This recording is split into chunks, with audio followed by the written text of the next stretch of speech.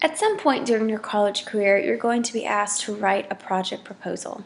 Now, these proposals may take on different forms. They may simply be a page or two in paragraph form explaining what you're going to do and how you're going to do it.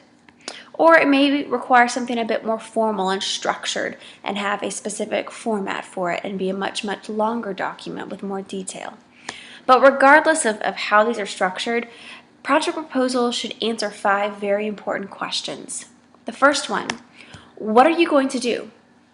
Essentially, you're just explaining what your project is and giving us kind of an introduction to what it is that you're about to start doing. The second question is, why is this work important or significant? Now, in order to answer this question, you'll have to do a little bit of research. You'll have to look at some of the surrounding research that is related to your work. So, for example, if I'm doing research on how designers communicate, I'm going to have to do a little bit of research on communication. I'm going to have to do a little bit of research on what is already out there about how designers communicate. And I need to explain how my research for this project is going to fit into that larger body of research, why it is important for me to actually conduct this kind of research. The third question is, how are you going to complete the project?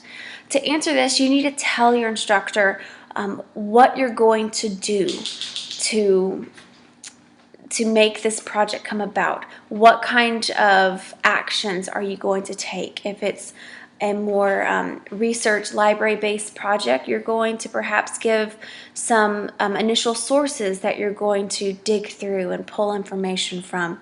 If it's something that's more scientific, where you're conducting an experiment, you may list the types of materials that you're going to need and the steps that you're going to take. The fourth question you'll need to answer is, how long will it take? Now, this can take several forms. You may want to create a chart with very, very detailed steps and dates explaining to your reader the tasks that you're going to complete and when.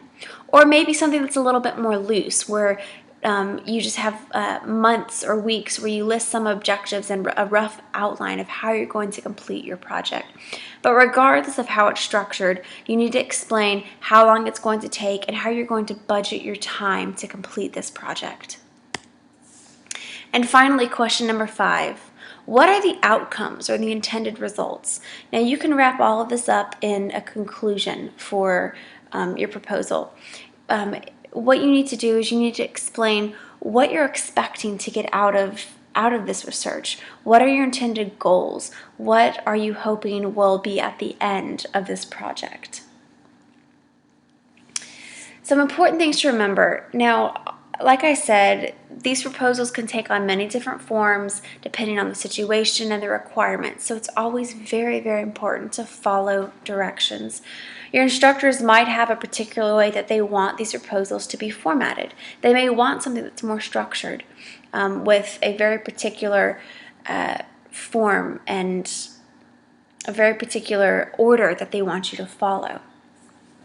Make sure that you're clear. The purpose of the purpose of proposals is to convey a message to your instructor, exactly what you're going to do and how you're going to do it. Be organized. If your instructor doesn't lay out a particular format for you, make sure that you find a format that you can fit your proposal to, that is very, very clear with subject headings.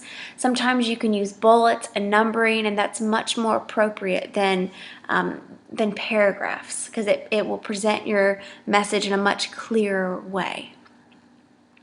And finally, the most important thing to remember is that project proposals are an opportunity for you to argue that you know what you need to do in order to complete a project.